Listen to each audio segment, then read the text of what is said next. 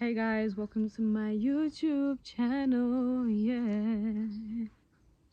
I'll be steady, keeping pace. I'll be winning every race. So what? Talk your shit. Are you getting paid for this? I know that you can't resist music from the water bit.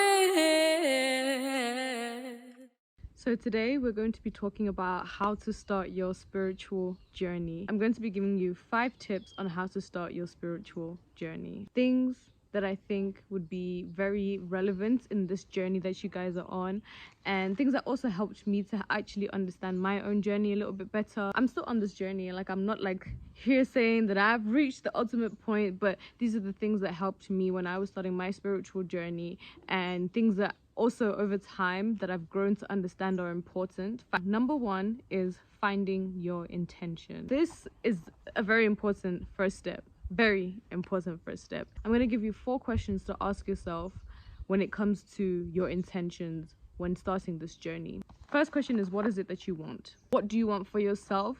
What is the goal that you have for yourself just in general? What are you looking for in your own life? How do you want that to shape who you're going to be in the future? The second question is, what exactly are you seeking?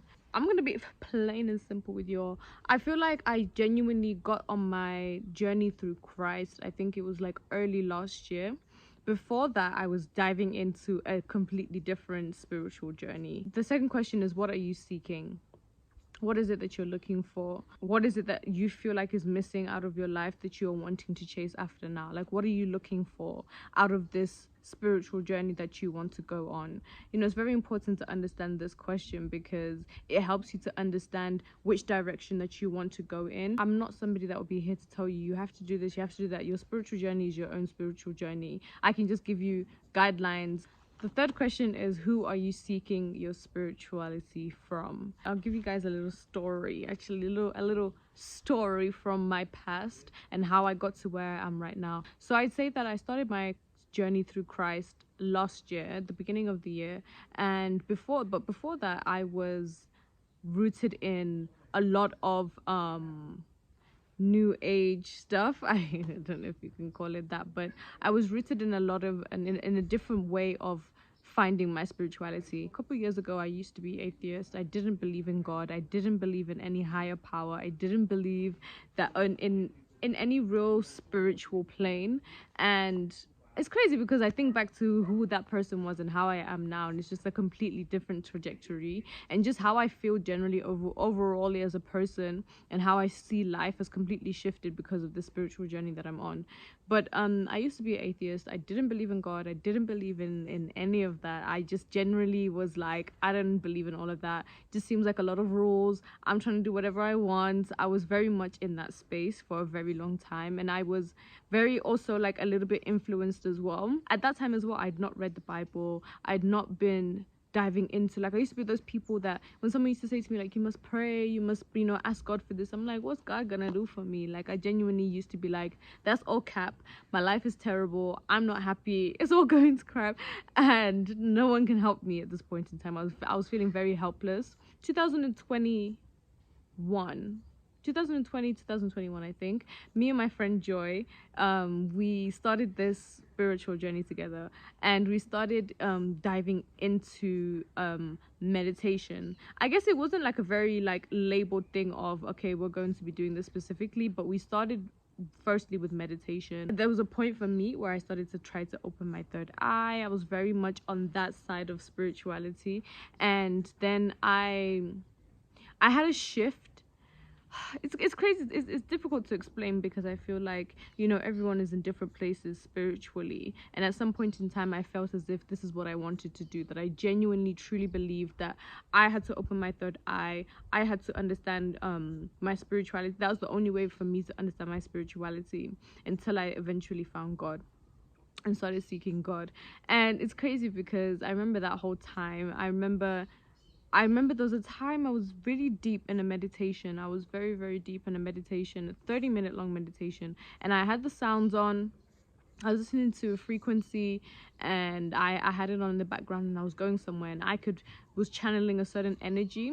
And then I understood that I couldn't find the answers within myself. Like, I couldn't seek the answers within myself. Like, as much as I tried to open up my third eye and align my chakras and all of that, and I could feel this buzzing sensation here, and I was like, oh, I'm opening my third eye. And it was also a very scary feeling, and a very, like, a very, very scary feeling. And I'll never forget that feeling of feeling uncomfortable, feeling a little bit uneasy when I was doing these types of meditations and I was going to these certain places, and I felt like there was this darkness that was consuming me, and it was inviting me into that place. And so that's when I was like, I need to kind of revisit this and see where I need to go. And then I started diving into a lot of what's going on in the industry now, what's going on in the world. And I started noticing music industry and everything was pushing this agenda of the devil. And it made me really like sit down and think to myself, if the devil is real, then God must be real, right?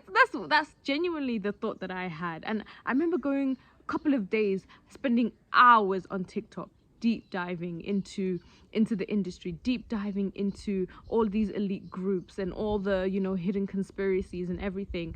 And I was like, oh wait, hold on a second, I need to see something real quick. Actually, let me rewind. It was actually my ex-boyfriend who would tell me, he would encourage me and be like, pray, you know, seek God and everything. And I would be like, whatever, I'll try, whatever. And that's what kind of started this journey for me a little bit before I came back home from school, right?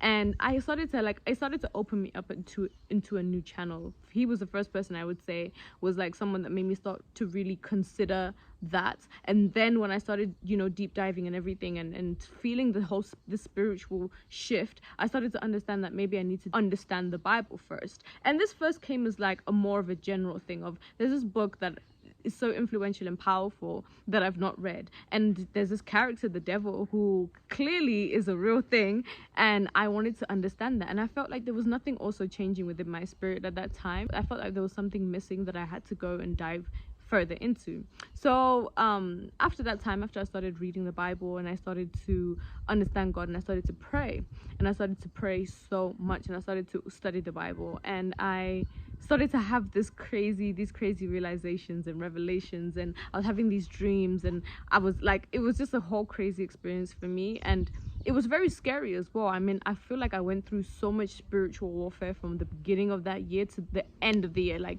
all the way to December. I was like fighting for my life, I'm not gonna lie. And then I finally found so much peace in God, and I decided to completely dedicate myself. And that's where I can go to when I say, who are you trying to seek this spiritual journey from?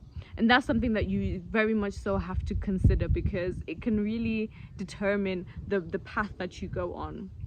And ever since when I found God, and when I really started taking my time to understand God and understand what he wanted from me, understanding that I couldn't find the answers within myself, that I had to seek a higher power.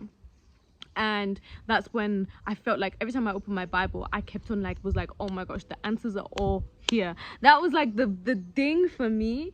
And I was like, oh, the answers are all here. This is crazy. And I need to understand God, and I need to get myself right. And I'm trying to go to heaven when the horn stopped. Like, that was my mindset completely. The last question is, what do you want it to do for you? What exactly do you want this spiritual journey to do for you? And I think about myself, and I think about why I'm doing what I'm doing is genuinely because I want to be a good person. I want to be a better person. I want to grow, and I want to also be happy. You know, that was the one thing for me that was like a major factor, that I've always felt very unhappy, very sad, very much lost and confused, and like I didn't have anybody. And when now the relationship that I have with God, I feel so loved. I feel more loved than I've ever felt in my entire life. And I feel this sense of peace within myself that I've never felt before.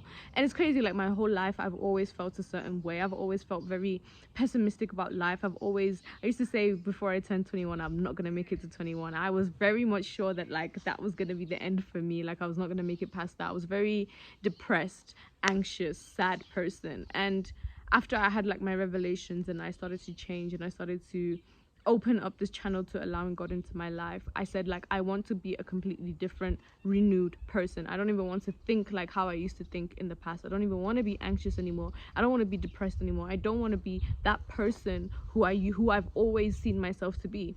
And so that was one of my major reasons for what did I want my spiritual journey to do for me. I wanted it to change my life completely, and so that's why I 100% dove right into it. I wanted to give an overall for finding your intention. So moving on to tip number 2, educate yourself.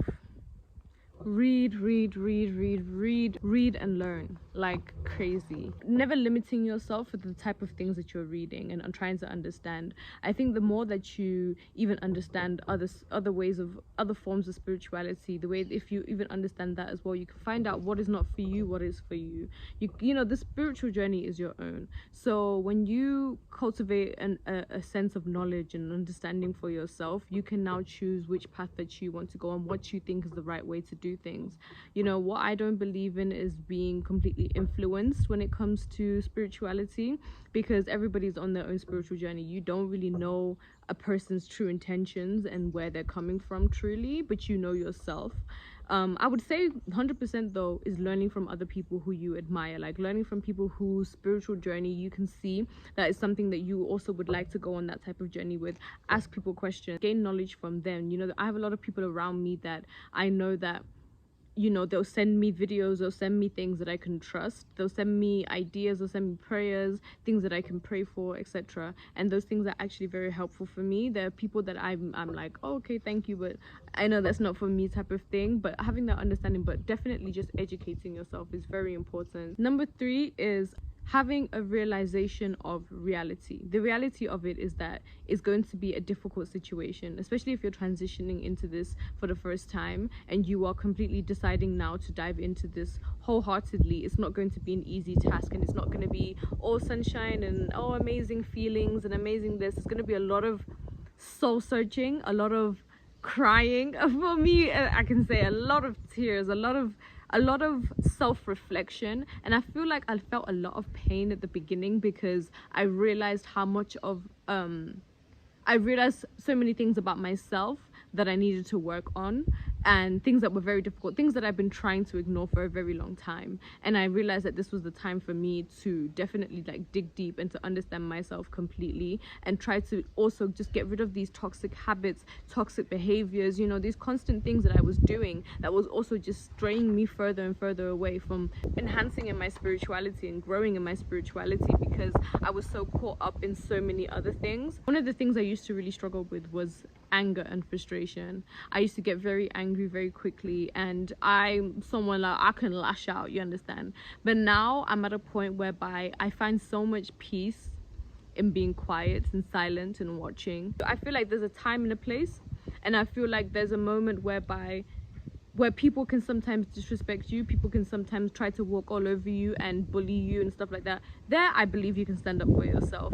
But I used to get angry and let my emotions run for a lot of things. And I'm still working on that, I'm not gonna lie. Like, I do have times and moments where I slip up that I'm like, but I always remember to check myself. And I'm someone now who finds it easy to apologize, which is something that used to be so impossible for me. I'm like, I have to like argue my case, and I have to make this person understand that where they're wrong and where I'm right. But I realize that a lot of people, they don't want to know their own faults. A lot of people are not ready to even have that introspection within themselves. So you would just be fighting with yourself if you keep on doing that. Understanding human beings has been a big thing for me, because I'm somebody that I like the truth. I like things to be like to par. So when anything is going against that, I used to like, it can get me here.